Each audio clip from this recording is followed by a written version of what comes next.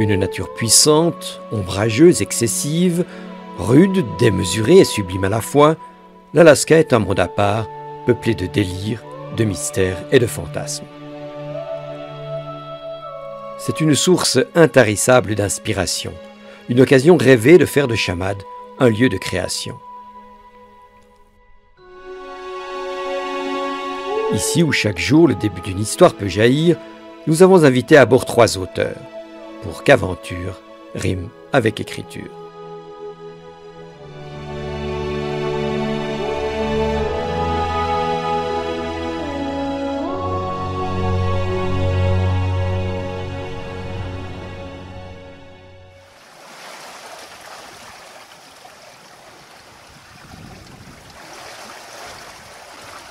C'est comme si on m'avait tendu une main plutôt. On m'a tendu la main, on m'a dit viens en Alaska. Et là en plus un projet avec d'autres artistes, partager ce livre à 3. C'était une belle expérience que j'avais envie de vivre. Donc c'était une invitation impossible à refuser. Donc le oui a été immédiat. Je la découvre autrement puisque les mers comme ça, froides, j'ai rarement navigué avec 4 couches en haut et 3 couches en bas. Donc c'est une autre mer et oui, elle est toujours aussi impressionnante. La mer, je l'ai très peu côtoyée, j'allais à la plage quand j'étais petite au bord de la mer, mais non, elle ne fait pas partie de ma vie, elle est rentrée dans ma vie tard et dans le dernier roman elle est très présente, oui. Son sel, son écume, sa valse berce tout le livre, oui.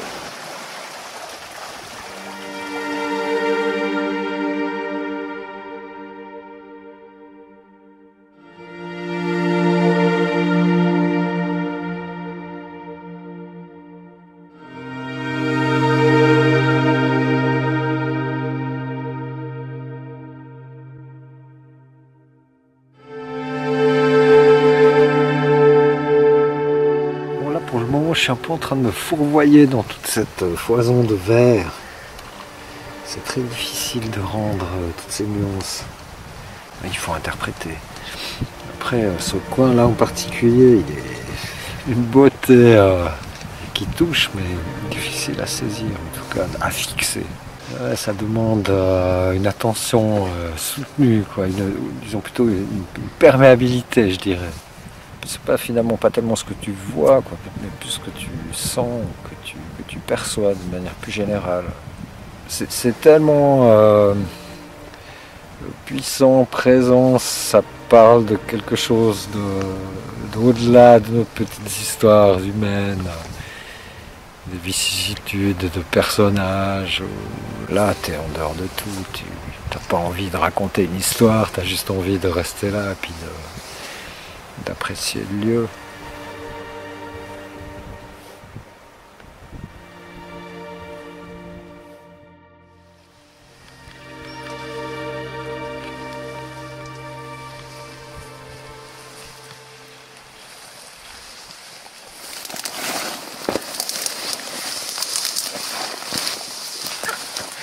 On s'enfonce jusqu'aux genoux. Mais c'est beau, ça sent bon. On a quand même un peu l'impression de violer un territoire. On se sent tout petit, minuscule, petite baie rouge comme ça, au milieu de cette immensité où rien n'est fait pour nous.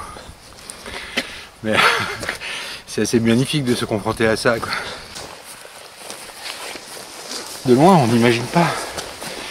On voit ces espèces de petites collines comme ça. On a l'impression que on peut les traverser sans problème. Et là, on est dans la jungle.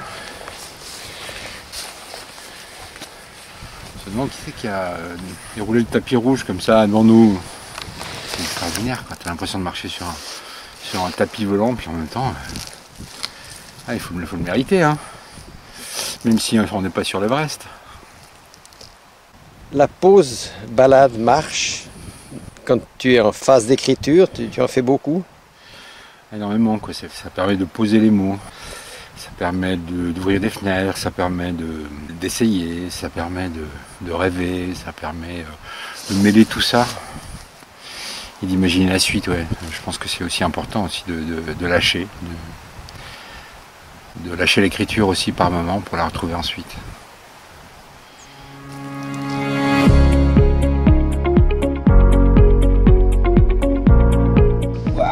Waouh! Une mer avec 2 petits comme ça. Là, de voir ces animaux vivre, une mère, 2 petits qui la suivent comme ça. La mère un peu inquiète. C'est vrai qu'on est des intrus. Pour eux, on est des intrus. La première fois que tu fais ce genre de rencontre, c'est beau, très beau.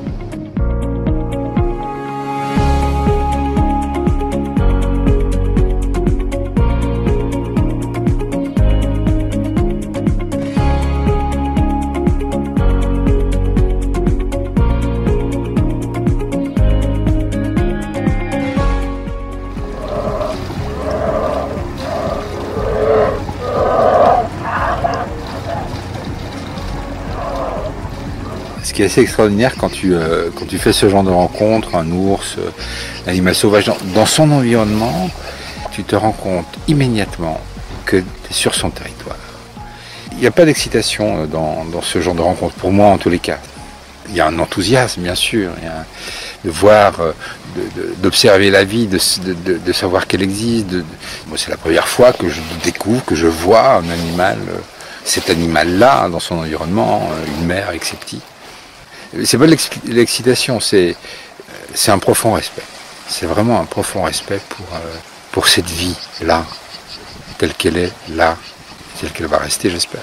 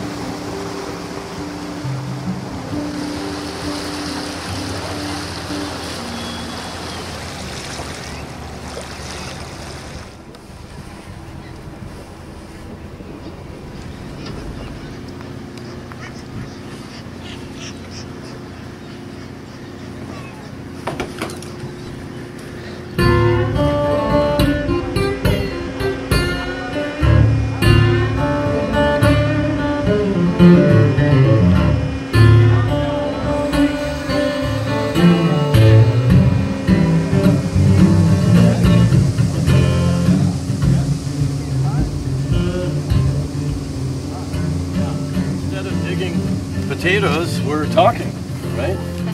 Well, there had been bears around. See these ponds down here? Chum salmon come right here. And so bears come and eat the fish right there. And so there's dead fish laying around. Ah, c'est vraiment surprenant. Ils sont à peu près 47 personnes ici, qu'un mélange d'aventuriers, de gens comme Steve, qui est arrivé ici à 19 ans, qui raconte qu'il est arrivé en hydravion. Des gens un peu perdus. Alors c'est un peu ce mélange, c'est vraiment très surprenant.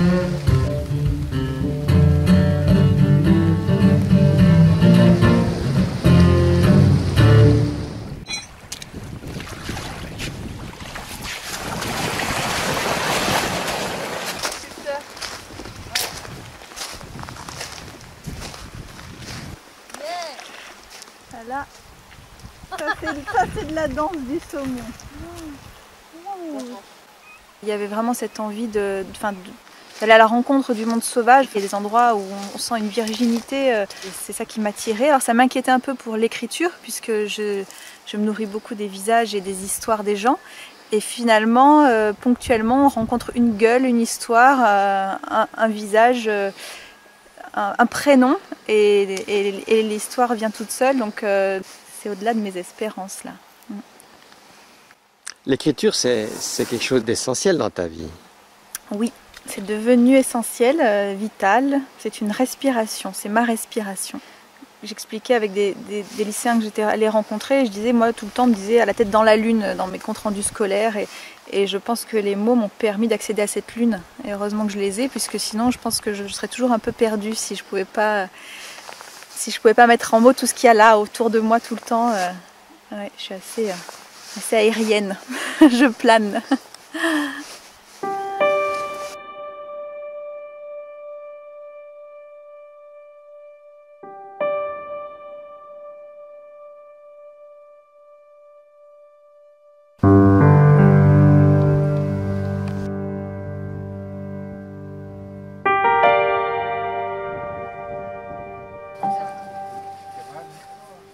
C'est vraiment drôle quoi.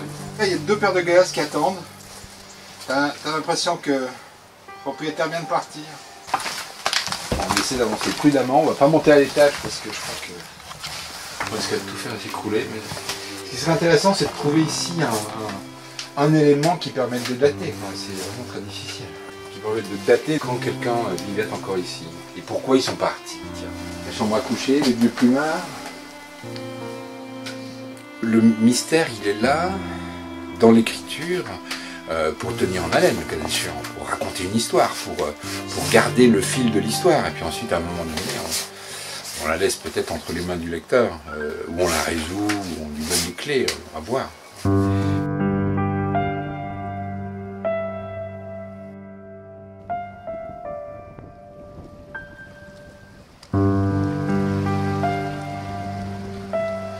Il a dû tomber de la falaise. Ah bah il est en putréfaction à l'intérieur, mais c'est une baudruche quoi, il va. T'as tous les gaz à l'intérieur. Ouais, c'est ça. Ouais. J'ai vraiment peine à imaginer qu'ils vivent à l'état sauvage.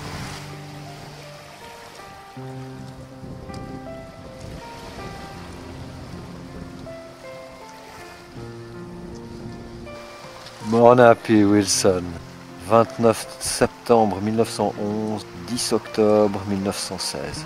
C'est bien triste, cette tombe d'enfant mort. Bah, tu vois, tu pourrais imaginer qu'elle est...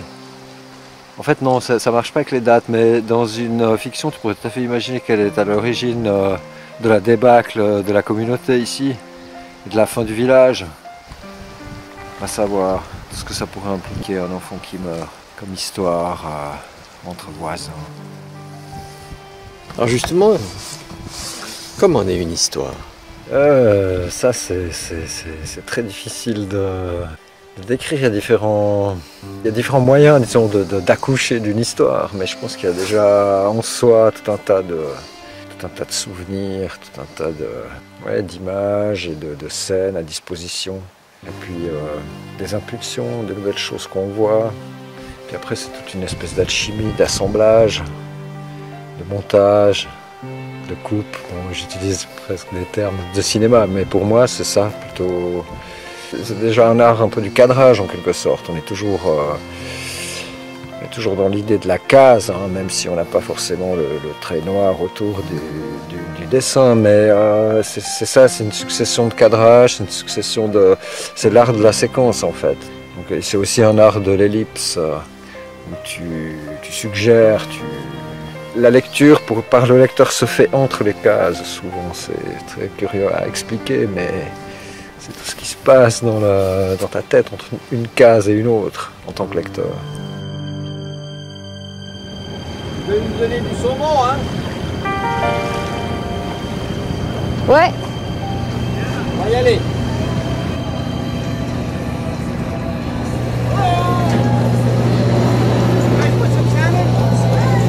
Yes.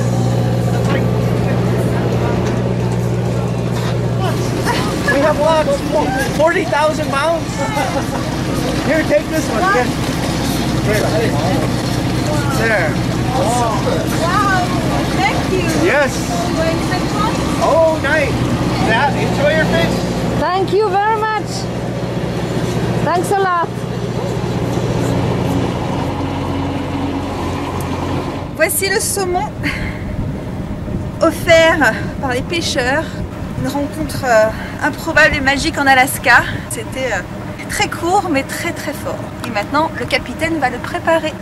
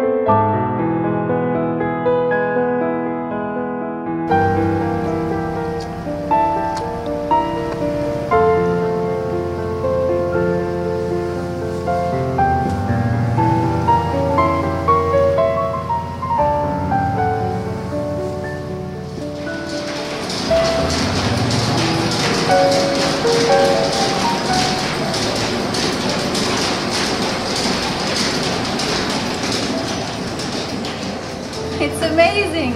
Wow! Wow! Wow, wow, wow. What a beautiful music. Get ready to take off for a couple of weeks. I gotta get her to a vet. And one of the people I watch play for me for a couple of weeks. Okay. On hésite à savoir si on est dans un musée ou dans un cimetière.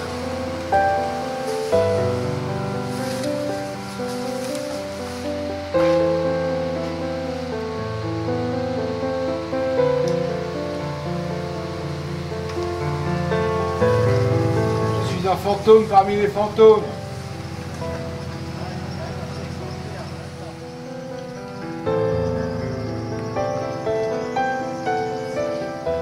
L'écriture pour moi c'est d'avoir un plaisir. Je ne peux pas imaginer que ce soit quelque chose de laborieux. Souvent, je le sens, c'est comme ça que je le sens, j'ai l'impression que chaque fois que je rencontre l'obstacle et que ça devient laborieux, c'est pas bon. Donc j'arrête et je sens assez bien le moment où ça vient, le moment où véritablement la plume, quand je parle de plume, j'écris plus du tout à la plume, mais utilisons ces images-là encore. Les doigts qui parcourent le clavier, fil, coule. C'est parfois, vraiment parfois, c'est pas du tout mystique hein, ce que je dis, c'est vraiment une extase.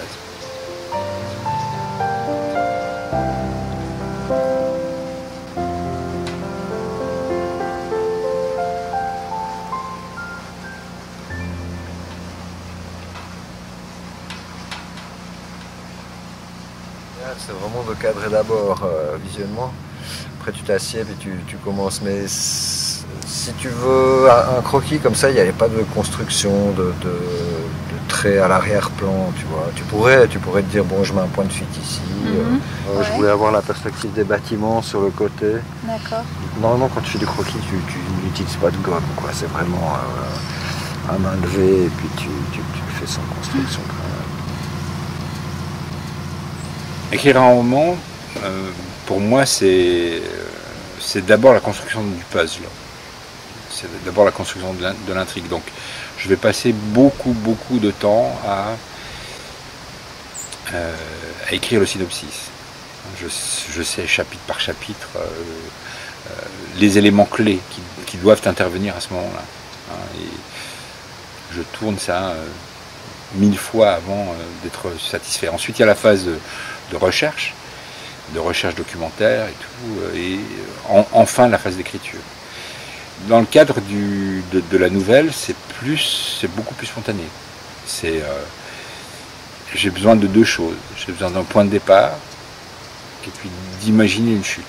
Puis entre les deux, je vais me laisser voler. Il faut qu'une nouvelle, c'est pas simplement juste un extrait. Il faut que la nouvelle ait son existence propre. Et je me dis souvent, une nouvelle, ça doit être comme une goutte d'eau. La goutte d'eau, physiquement, elle a une forme parfaite, elle se suffit à elle-même. Speak until the dust settles in the same specific place. I'd refuse to go. Drink it from a cast. Là, c'est James Vincent McMorrow que j'écoute en ce moment. En fait, j'écris en musique en permanence. Pour moi, l'écriture, c'est de la musique et j'écris beaucoup au clavier. Quand j'ai des cahiers pour des prises de notes, mais quand je suis en rédaction, je suis vraiment sur mon clavier et j'ai cette sensation de pianoter comme je ferais du piano. En fait, c'est assez fort ce sentiment musical. Et donc oui, ça m'embarque. Il suffit que je mette mes écouteurs dans les oreilles et je suis dans ma bulle et je suis dans mon histoire et il n'y a que mes mots et moi. Donc ça m'isole du monde. La musique aussi parce que ça me permet d'accéder à des émotions en fait. Ça va me permettre de faire naître des émotions qui ne sont pas les miennes. Donc ça, j'utilise la musique pour ça aussi. C'est indispensable. Il y a ça et le thé. Je bois des litres de thé. En fait, l'écriture, c'est plein d'étapes. Il y a l'étape d'observation, voilà, on est là, on se nourrit. Après, il y a l'étape de, c'est pas un joli mot, mais de digestion, c'est-à-dire que ça se met en place et tout se connecte. Et quand je suis prête, quand c'est le moment, effectivement, je vais écrire d'un jet.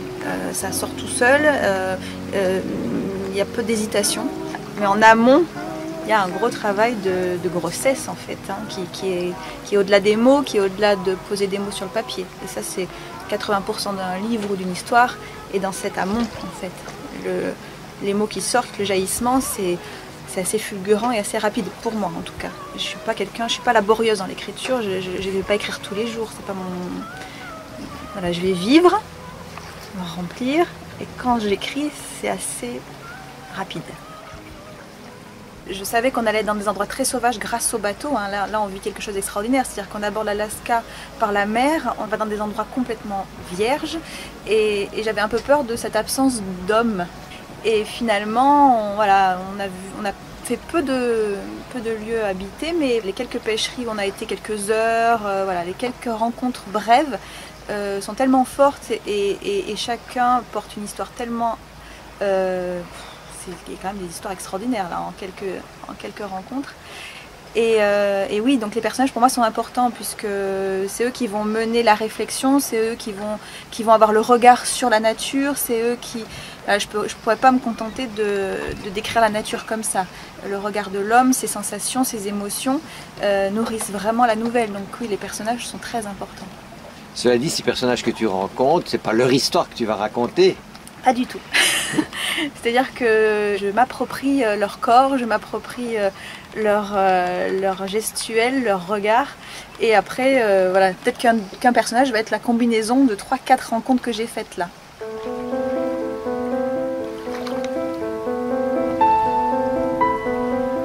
Je suis une voleuse d'histoire et c'est ça qui est assez magique.